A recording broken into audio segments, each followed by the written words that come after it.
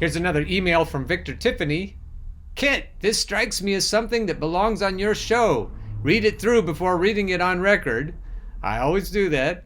Howell Underground is very much part of Gurri's revolt. So who is this Gurri of which he speaks?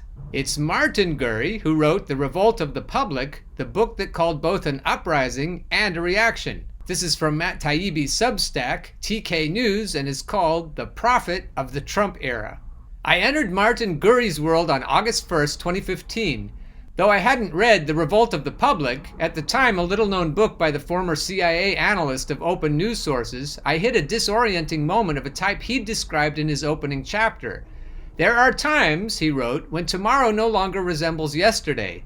The compass cracks by which we navigate existence. We are lost at sea.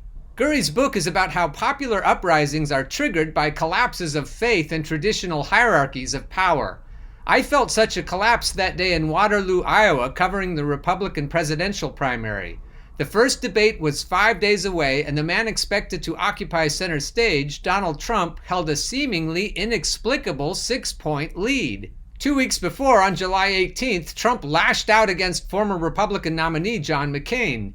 Even McCain's critics considered his physical and mental scars from years as a Vietnam War prisoner to be unassailable proofs of his patriotic gravitas, but the service-evading Trump was having none of it.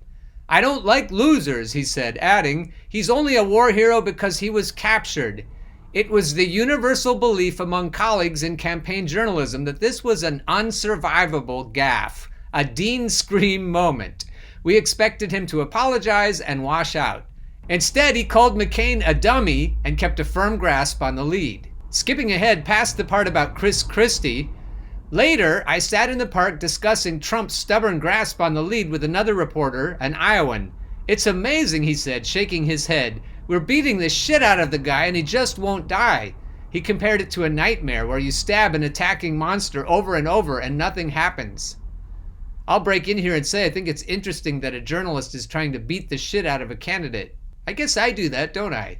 Elections in the pre-Trump era had been stale rituals. As recently as 2013, Chris Cillizza of the Washington Post called them remarkably scripted and controlled.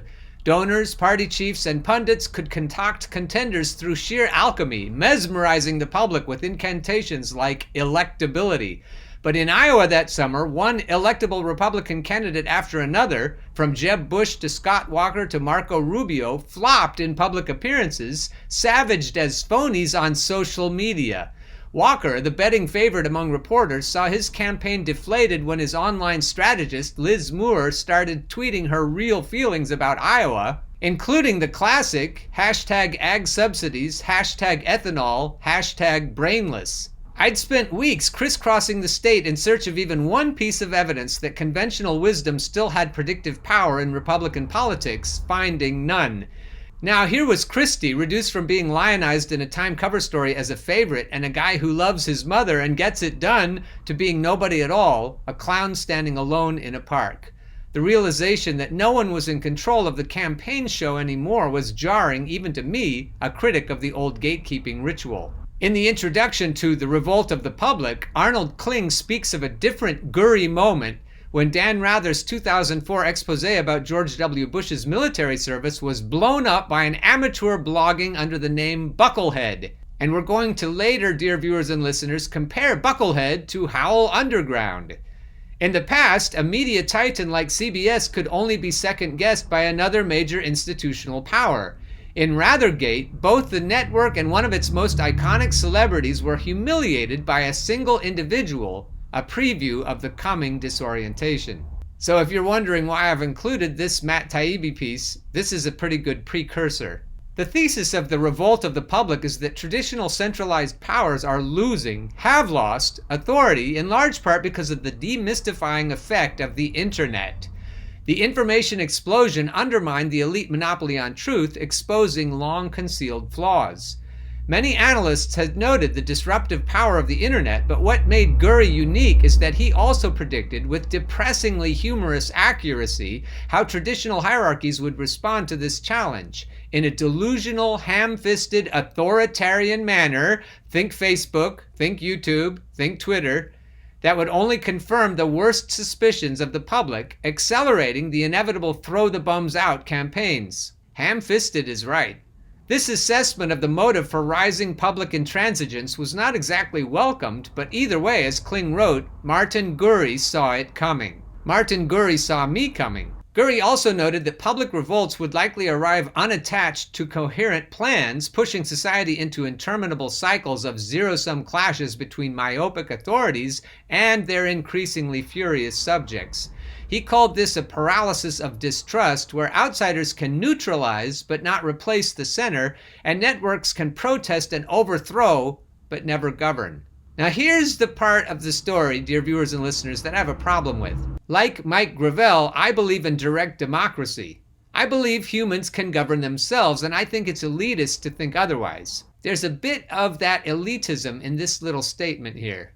I believe that we can both overthrow and then govern. That's what I think. Going on, with a nod to Yeats, Gurri summed up, "The center cannot hold, and the border has no clue what to do about it. I guess that means we're the border and we have no clue how to govern ourselves," with which I disagree. In that light, it almost seems that Gurri thinks the revolt of the public is a bad thing, because we don't know how to govern ourselves. The revolt of the public became a cult classic in the Trump years for a variety of reasons, resonating with audiences spanning the political spectrum, from left to right to in between, everywhere except the traditional media consensus. It describes a basic problem of authority in the digital age, and for that reason will continue to have relevance into the future. But its most striking feature is how completely it nailed the coming Trump era. Published in 2014, The Revolt of the Public may be alone among the countless books about the Trump years to correctly peg its core destabilizing problem. While conventional pundits blame everyone from Russians to white nationalists to fake news for all that currently ails us, Gurri focused on the inherent problem of authority in the digital age. If you follow his thinking, the specific forms that recent revolts have taken, Brexit, Trump, etc., have been far less important than what he describes as the nihilist impulse behind them, the wish to smash down whatever stands. And again, he almost sounds like he thinks that's a bad thing. In America, this impulse found Trump, not the other way around. It also could have, and has in other countries, come from the left instead of the right. Ding, ding, ding. The relentless focus on Trump as the center of all evil on earth has mostly served to deflect from a broader narrative about distrust of institutional authority that far predates Trump. Exactly. Through a series of case studies ranging from Egypt to Tunisia to Italy to the campaign of Barack Obama, Gurri lays out how snowballing disgust with the blundering arrogance of ruling parties was everywhere, leading to upheavals. In the Italian general elections of February 2013, a new party called the Five Star Movement won 25% of the vote. Inspired by a comedian blogger named Beppe Grillo, named after the Jiminy Cricket character in Pinocchio, the party, Gurri wrote, lacked a coherent program. The single unifying principle was a deep loathing of the Italian political establishment. Gurri saw such outbursts everywhere, even in the election of Barack Obama, since the US presidential elections of 2008 were an early instance of the public on the move against the established order. That's how I felt about Barack Obama. Little did I know. The political scientists and pundits who puzzle over the fact that a great many people voted for both Obama and Trump shouldn't. Both men positioned themselves as outsiders. Both were aided by a lack of a track record and a deliberately vague platform, making both effective vehicles for expressing popular discontent. This is me. Why do so few media people understand this? Even Obama's much criticized background as a community organizer, Gurri notes, was actually a plus with many voters, as it placed him in the realm of somebody protesting against something, allowing him to run, as Trump later would, as society's chief accuser. That Obama became a quasi-reactionary steward of the forces he ran against is also addressed by Gurri, but the book stresses that he first rode into power amid a massive urge to negate the system. Gurri predicted throughout that entrenched authorities would be unable to distinguish between legitimate criticism and illegitimate rebellion. But in my book, Martin, there is no illegitimate rebellion. That's where we differ. Back to the story. Once they lost control over the story told about their performance, this is what Caitlin Johnstone is always saying, once they lost control over the story, over the narrative told about their performance, they denounce clearly factual evidence of public discontent as lies. That's what's going on YouTube and on Facebook and on Twitter and on Instagram and on and on and on. And that's why they took down Parler. Gurri would later talk about centralized authority being institutionally unable to grasp that it has lost its monopoly over political reality, and as Kate Johnstone would say, over the narrative. This in turn would stimulate even more distrust and loss of legitimacy. This is exactly what happened with Trump. His dominance in primary polls was simply disbelieved by politicians and elite press outlets who were all, not some, but all, certain that he could never win, not even the nomination. Then he lists a June 15th, 2015 article, Why Donald Trump Isn't a Real Candidate, in one chart. They believed as a matter of religious tenet that this belching phantasm of a candidate had to falter because, as the New York Times put it, elite support was necessary for victory. That's a direct quote. Elite support was necessary for victory. There was no such thing as a candidate winning the presidency without elite permission. It was a logical impossibility. Does that sound an awful lot like Hillary Clinton to you? The other clear subtext of the Trump phenomenon, that he owed support to a generation of failed governance and post-2008 suspicions about a rigged economy, was initially permitted in coverage of the 2015-2016 campaign. However, this was later excised from analyses of Trump's win as surely as Lev Trotsky's face disappeared from Stalinist accounts of the revolution. It became increasingly mandatory to believe that Russians were to blame for 2016 and increasingly taboo to describe Trump as, say, the lucky beneficiary of a long-developing global trend toward rejection of political insiders. This was a manifestation of what Gurri would later call a massive reaction against electoral results dictated by the public. Trump was eventually ousted, as much by his own mouth as by the persuasive power of his opposition, but the basic contradictions of power in the modern age remain. Hierarchies depend on secrecy and scarcity of information to preserve the illusion of authority, but digital networks make information so accessible that any amateur can see straight through the old myths. Exactly. We saw this in the GameStop phenomenon a few weeks back when a Reddit board full of amateur investors armed with the same analytic tools once only available to credentialed finance professionals were able to topple a billion-dollar hedge fund. Belief in the infallibility of experts is evaporating. Today, neither the CEO of an investment bank, nor the Pulitzer winner, nor the four-term senator is assumed to live in a sanctified higher tier. To anyone with a phone, they're just equals and competitors, and often not terribly competent ones. It's no man is a hero to his valet expanded to a global scale. We simply have too much information about our leaders to revere them in the old way. Contrast this with the example Gurri cites of John Kennedy's handling of the Bay of Pigs disaster in 1961, when the Arthur of the American Camelot went on television and credited Cuban patriots with the effort to overthrow Fidel Castro, denying all American involvement. This was a bald untruth, as absurd as Donald Trump's insistence that I didn't call McCain a loser, yet Kennedy was mostly able to get away with it. No member of the White House press corps mocked the fiction of non-intervention, Gurri wrote. No secret documents were published exposing the depth of CIA involvement in the Cuba operation. Bush and Obama were not as lucky. The new digital networks that rose up in the 80s, 90s, and 2000s were by nature hostile to the concept of central authority. Gurri notes this was reflected even in the self-mocking names of the companies that would dominate our world. Yahoo, Google, Twitter, Reddit, Flickr, PhotoBucket. I guess these are self-mocking names. I never thought of it that way. These choices were meant to puncture the formal stiffness of the established order, which is why, say, Google never contemplated naming their company National Search Engine Corporation. The new corporate titans were organized instead around the concept that interconnectivity unlocked the power of the many to make their way without the direction of the centralized few. That's why I think, dear viewers and listeners, that a revolution would work because we could govern ourselves without the direction of the centralized few. Back to the story. For this reason, Gurri notes, digital networks are often egalitarian to the point of dysfunction. Most would rather fail as an enterprise than acknowledge rank or leaders of any sort. And again, that's where we part company. I think that we don't necessarily need rank or leaders. I think we need to empower the best among us, but I don't see why we need the traditional hierarchy. Back to the story. The problem is, networks need an organizing point of reference to thrive, which in the absence of leaders has often meant focusing on opposing something, being against.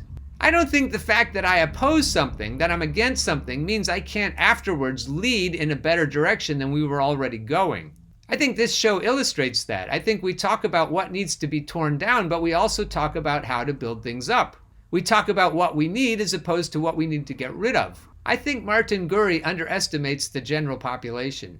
Gurri makes the interesting observation that the movie V for Vendetta, whose telltale Guy Fawkes mask has become the symbol of oppositional movements everywhere, ended with the demolition of the old regime. The rest would take care of itself. Whether consciously or unconsciously, the movie became a template for how modern protest movements imagine themselves, singularly directed toward a final orgasmic negation with the flames of righteousness shooting out of Big Ben. I would play you this clip, but then YouTube would give me a warning for copyright infringement, so I'll let you go to this article and watch it yourselves, or just look it up on YouTube. On both the left and the right, movements began to form that rejected the idea of plans for governance as a matter of principle, believing they distracted from the more important goal of gathering movement energy. That may be fair. Occupy Wall Street refused to issue demands for this reason because the movement is an assertive process. If there were rallying cries at all, they were more likely to be something like the slogan of the hacker collective Anonymous, "We do it for the lulz." We'd see the same nihilistic urge in the slogans of the Trump movement, e.g. Trump 2020 because fuck your feelings. This is me again. I don't think it's nihilistic to want to tear down the system that exists. Again, because I have more confidence in the general population to govern itself than Martin Gurri does. Now he's going to describe me again.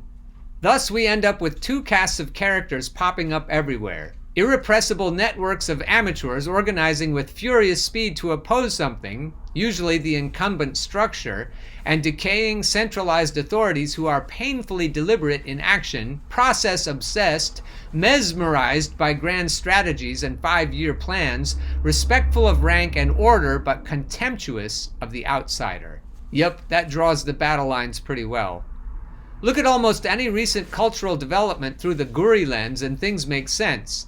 Even in the most traditionally hierarchical organizations, leaders now seem desperate to avoid exercising authority, and organizations have begun taking on the qualities of oppositional networks. The crisis of authority is everywhere. Let me break in here and say that leftist movements in history have been guilty of becoming too authoritarian, and I've seen that in other reviews of communist thinkers on this show. There's a superiority complex going on here that's both patronizing and disrespectful of the common person. When people are too respectful of traditional leadership and traditional ways of leading, they become a little bit overbearing, I'd say. And then the drift begins towards authoritarianism as opposed to anarchy. Back to the story. At the New York Times, once the most intractable, pig-headed hierarchy in the media business, editors are terrified of making decisions, and the organization has reinvented itself as a kind of giant Slack chat, taking aim at this and that, with lines blurring even between subscribers and staff. In a new chapter written during the Trump years, Gurri noted that once staid news media organizations like the Times were now mimicking the tone of the social media networks that had everywhere been challenging them as fake news media, symbols of the lamestream establishment. They took the style of their critics and applied it to coverage of the Trump administration. The rage that was once the monopoly of online politics and poisoned so much of Trump's own rhetoric now poured out of the inky pages of old-fashioned newsprint. In a new chapter written during the Trump years, Gurri noted that once staid news media organizations like the Times were now mimicking the tone of the social media networks that had everywhere been challenging them as fake news media, symbols of the lamestream establishment. They took the style of their critics and applied it to coverage of the Trump administration. The rage that was once the monopoly of online politics and poisoned so much of Trump's own rhetoric now poured out of the inky pages of old-fashioned newsprint, Gurri wrote. All of this leads Gurri in the book to worry a lot about the future of all kinds of institutions. You can pick examples at random, he says. The daily newspaper, the political party, even modern government, they seem to lack vital signs and can only stagger zombie-like from crisis to crisis. Among his worries is representative democracy itself, wondering if it's a body without a soul, alive but lacking a story that commands public belief. That's where we come in, dear viewers and listeners. We need to provide the story. That's what Caitlin Johnstone would say. Back to the story. Can it survive in a world that is not only technologically expert at stimulating nihilism and mass discontent, but no longer even teaches the concept of leadership? I don't think that I want to be taught the concept of leadership by these same bodies that have been doing it over the years. I'm a teacher. I teach the concept of leadership, and I believe that our next generations will be able to rise up and not only abolish what we have now, but lead us in a much better direction. I don't want the kind of leadership we've had in the past, and I don't want the kind of teaching that has led to that leadership. Matt Taibbi goes on to say, when I asked Gurri about this, he talked about the lack of a pipeline for developing leaders. We develop hot takers and critics at light speed, and the dominant theologies on both the left and right stress the tearing down / opting out of hegemonies, from dismantling the patriarchy to taking the red pill. Where, even in theory, are people being taught to hold things together? That sounds dangerous to me. Outside of the military, which still demands a code of conduct from its members, that doesn't sound very good. He says, I don't see where people are trained to govern today. Yeah, Martin, you may have pegged the Trump era, but I don't see that you're the best person to lead us forward, for sure. Gurri, throughout his book, insists he's rejected prophetic analysis, but The Revolt of the Public is the closest thing in print to a blueprint for understanding what he calls the long, foul rant that is our moment in history. I don't know why such smart people as Martin Gurri won't embrace the idea that left and right populists need to get together and keep this long, foul rant going. He seems to be worried that we'll revolt instead of encouraging us to revolt. This next part is very revealing. To future generations, the question he poses, how does a society whose old system of governance has lost legitimacy but hasn't yet imagined a replacement survive, might seem obvious. I don't think it's obvious.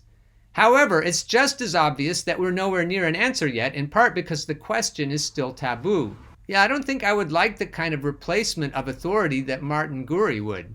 And now for the stunning conclusion. Gurri points out that for all the catastrophic rhetoric of recent times, our government managed to survive even the Trump years with remarkably little violence. What about all the violence around the world? I think you're missing something there.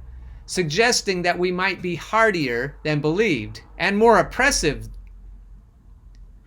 But until we face our crisis of legitimacy and admit we need something stronger than negation to build on, we'll all continue to be lost at sea. You know, as I get to the end of this article again, it really makes sense that this guy is also controlled opposition.